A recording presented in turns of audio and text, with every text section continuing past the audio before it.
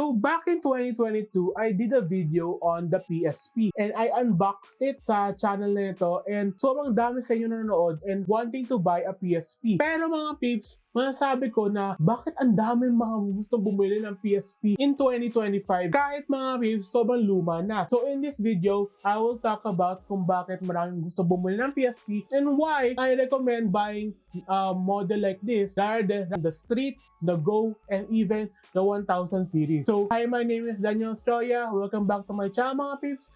And pag-usapan natin itong video na ito kung about the PSP. So, without further ado, let's get started mga peeps.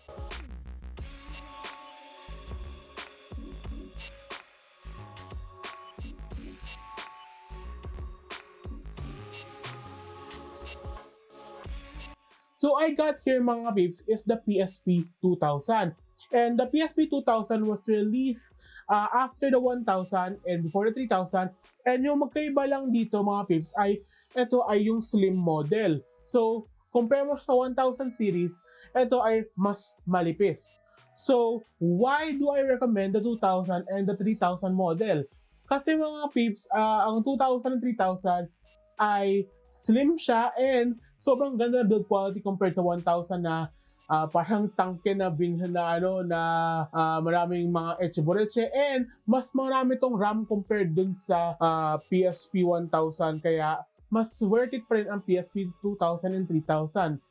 So ito yung mga common na tinatanong nyo sa akin mga peeps, what is the difference of the 2000 and the 3000? So the 2000 is the slim model pero yung screen niya ay mababang graphics, while the 3000 has better screen pero same lang sila ng specs sa loob.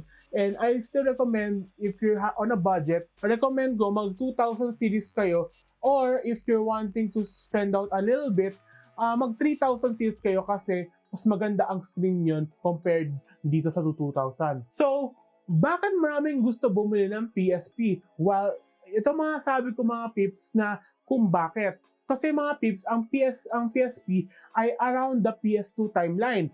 So, during the PS2 kasi mga peeps, which is ako din nung nagkaroon ako ng PSP dati, pinagpili ako kung PS2 or PSP. Pero, lahat na nagbebenta ng PS2 and PSP, sinasabi, pag PSP na lang ako kasi pwede ko siya dalhin kahit saan, which is true mga peeps, pwede mo dalhin kahit saan. Pero mga peeps, hindi ko masasabi na almost the same graphics siya as the PS2.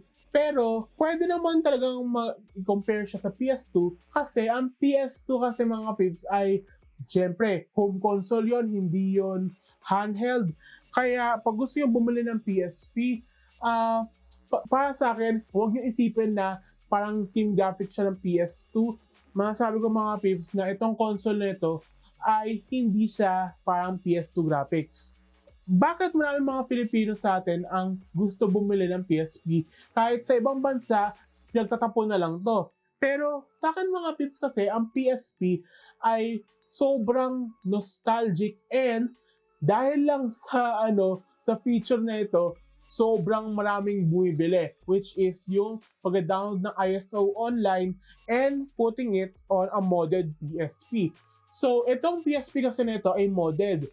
So, marami sa inyo mga peeps ay hindi makakakita dito sa Pilipinas ng PSP na hindi modded. Kasi, ang PSP na ito mga peeps ay sobrang daming gusto i-mod to.